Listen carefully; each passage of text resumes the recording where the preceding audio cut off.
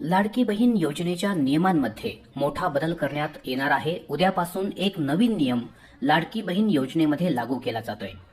या नियमानुसार जर महिलांच्या घरामध्ये या 5 वस्तू असतील तर त्यांना इथून पुढे लाडकी बहीण योजनेचे हप्ते मिळणार नाहीत। सर्वांना माहिती आहे की लाडकी बहीण योजनेचे आज तागायत 5 हप्ते सरकारनं महिलांच्या खात्यात जमा केलेले आहेत, जुलैपासून ते नोव्हेंबरपर्यंतचे, आणि त्या महिलांना 6व्या हप्त्याची प्रतीक्षा होती। मुख्यमंत्री एकनाथ शिंदे यांनी घोषणा केली की आम्ही महिलांना 1,500च्या ऐवजी 2100 रुपये हप्ता त्या ठिकाणी देणार आहोत, आणि ही विधानसभा निवडणूक संपल्याबरोबर म्हणजे इलेक्शन झाल्याबरोबर आचारसंहिता संपेल आणि लगोलग महिलांच्या खात्यात 6वा हप्ता आम्ही जमा करू। आता 20 तारखेला इलेक्शन होणार आहे आणि अशी आशा आहे की 21 तारखेला किंवा एकदा निकाल लागला 23 तारखेला की 24 तारखेला कदाचित हा 6वा हप्ता महिलांच्या खात्यात जमा होईल। परंतु अशातच आता अगदी काटेकोरपणे या नवीन नियमाची अंमलबजावणी केली जाणार आहे। ज्याही महिलांच्या घरामध्ये या 5 पैकी कोणतीही एखादी वस्तू आढळून येईल तर त्या महिलांना आता लाडकी बहीण योजनेचा 6वा हप्ता त्या ठिकाणी मिळणार नाहीये। 6वाच नाही तर 6व्याच्या पुढचे सगळे हप्ते त्या ठिकाणी बंद होणार आहेत।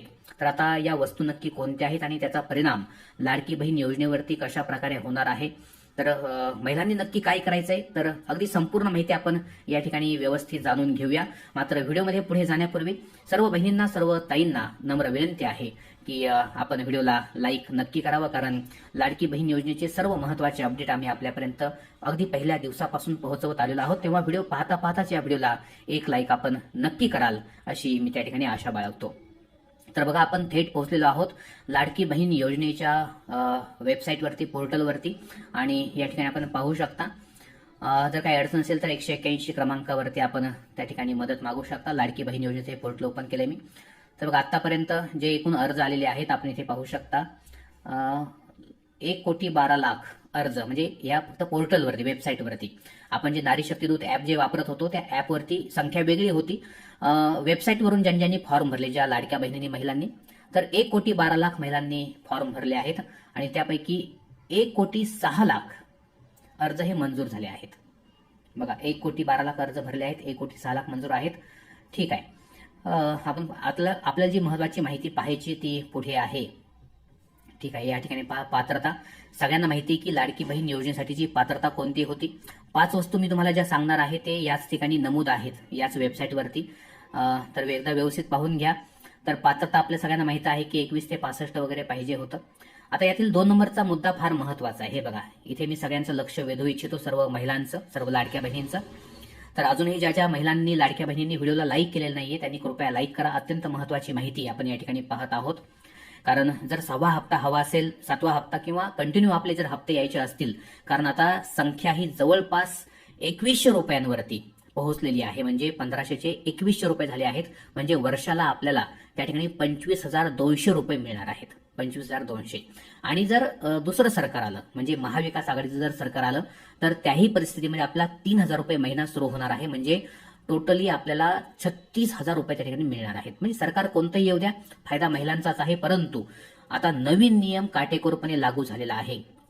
तुम्हा सर्वांना आठवत असेल, काही दिवसांपूर्वी मी सांगितलं होतं की ज्या महिलांनी संजय गांधी निराधार योजनेचा लाभ घेतला, कोणता, संजय गांधी निराधार योजना, तर त्या महिलांची नावं पोर्टलवरती येऊ लागली आहेत। त्यांच्या फॉर्मच्या पुढे ग्रीन कलरमध्ये लिहिण्यात आलंय की या महिलांनी लाडकी बहीण योजनेचा लाभ घेतलेला आहे। तर आता अशा सगळ्या महिलांना इथून पुढे एकही रुपया मिळणार नाही।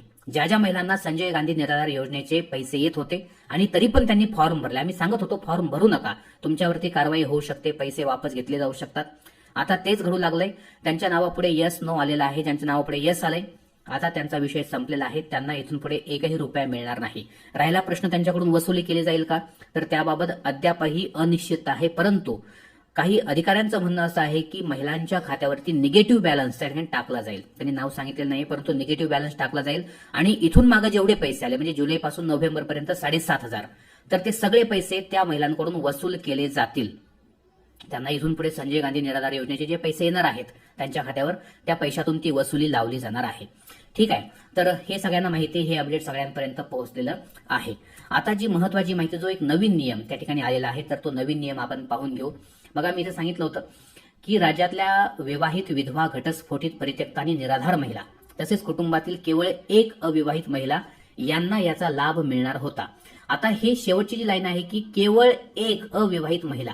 तर झालंय कसं, बऱ्याचशा महिलांनी त्यांच्या घरामध्ये ज्या मुलींचं लग्न झालेलं नव्हतं आणि ज्यांचं वय 21च्या पुढे, कारण वयाची मर्यादा किती होती, वयाची मर्यादा किमान 21 वर्ष पूर्ण आणि 65 वर्ष इथपर्यंत, 21 ते 65.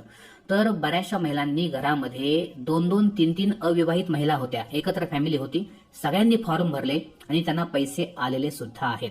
तर आता काटेकोरपणे पडताळणी केली जाणार आहे. जर असं आढळलं तर त्या महिलांचे पैसे, त्या मुलींचे पैसे हे वापस घेतले जाणार आहेत, कटौती लावली जाणार आहे.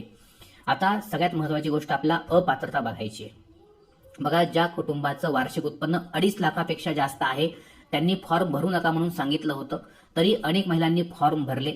आता हे बघा, ज्याचं उत्पन्न 2.5 लाख आहे त्याच्या घरामध्ये मोठा टीव्ही, फ्रीज, वॉशिंग मशीन या गोष्टी असतील का? किंवा त्या घरामध्ये 4 व्हीलर असेल का? अजिबात नाही. तरीही ज्या ज्या महिलांनी या ठिकाणी चुकीचा लाभ घेतला, आता काटेकोरपणे तपासणी सुरू होणार आहे. प्रत्येक फॉर्म तपासला जाणार आहे. घरोघरी जाऊन त्या ठिकाणी पडताळणी केली जाऊ शकते. आणि म्हणून 2.5 लाखापेक्षा जर तुमचं उत्पन्न जास्त आहे, तुम्ही जर तुमचं वार्षिक उत्पन्न तुमच्या घरातल्या सगळ्या लोकांचं मिळून, तर तुम्ही अडचणीत येणार आहात. दुसरी गोष्ट पहा, महत्वाची होती की ज्यांच्या कुटुंबातील सदस्य आयकरदाता आहे, म्हणजे जर तुमच्या कुटुंबातला कोणताही व्यक्ती जर इन्कम टॅक्स भरतो आहे, मग 1 रुपया का भरेना, परंतु जर तुम्ही इथून मागे कधी इन्कम टॅक्स भरला होता, यंदाच्या वर्षीची गरज नाही, इथून मागे कधी जर तुम्ही इन्कम टॅक्स भरला होता, तर तुम्हाला आता मोठी अडचण येणार आहे. जसं संजय गांधी निराधार योजनेचं झालं, अगदी तसंच इन्कम टॅक्स भरणाऱ्यांवर देखील पैसे परत करण्याची वेळ येणार आहे. आणि जर पुढे जाऊन जर सरकारनं कारवाई केली तर अशा लोकांची खाती सुद्धा फ्रीज होऊ शकतात, मोठी कारवाई होऊ शकते, कदाचित जेलमध्ये देखील जावं लागू शकतं. आता बघा, त्याच्याच बरोबर अनेक असे लोक होते की ज्यांच्या कुटुंबातले लोक हे सरकारी विभागामध्ये, म्हणजे थोडक्यात सरकारी नोकरीमध्ये होते, तरी देखील त्यांनी फॉर्म भरले. तर अशा सरकारी नोकरीतल्या लोकांना देखील प्रॉब्लेम येणार आहेत. सोबतच ज्या महिलांना, तर संजय गांधी निराधारच नाही तर कोणत्याही दुसऱ्या योजनेतून ज्या ज्या महिलांना 1,500 किंवा त्यापेक्षा जास्त पैसे मिळत होते दर महिन्याला, त्याही महिलांनी फॉर्म भरले, त्यांच्यावर देखील कडक कारवाई केली जाणार आहे. जर तुम्हाला दुसऱ्या कोणत्याही योजनेतून, केंद्र सरकारच्या सुद्धा, राज्य सरकारच्या सुद्धा, 1,500 किंवा त्यापेक्षा जास्त पैसे जर आतापर्यंत मिळत होते, तर तुम्ही देखील कारवाईस पात्र आहात, तुमच्यावर देखील कारवाई त्या ठिकाणी होऊ शकते. सोबतच तुमच्या घरातला एखादा सदस्य आजी माजी खासदार आमदार आहे, तर हे कोण नसणार आहे, भारत सरकारच्या बोर्डावरती किंवा कॉर्पोरेशनमध्ये, उपक्रमामध्ये कुठे आहे का? आणि बघा, सगळ्यात महत्वाची गोष्ट, ज्यांच्याकडे 4 चाकी वाहन आहे, आता तुमच्या घरामध्ये जेवढे लोक आहेत, कोणाच्याही नावावर जर काय 4 चाकी वाहन असेल, अगदी जुनं पानं असू द्या, परंतु त्या व्यक्तीच्या नावावर आहे, त्या कुटुंबातल्या व्यक्तीच्या, तर अशांना देखील फॉर्म भरू नका म्हणून सांगितलं होतं. आता तुम्हाला आठवतं की नाही मला माहित नाही, परंतु आपण जो त्या ठिकाणी हमीपत्र जे भरून दिलं, तुमच्या माहितीसह सांगतो, त्या हमीपत्रामध्ये बघा हा फॉर्म आहे, आपण हा फॉर्म भरून दिला होता. त्याच्यामध्ये ही सगळी डॉक्युमेंट आपण भरली होती, हे आधार कार्ड वगैरे आपण सगळं भरलं होतं.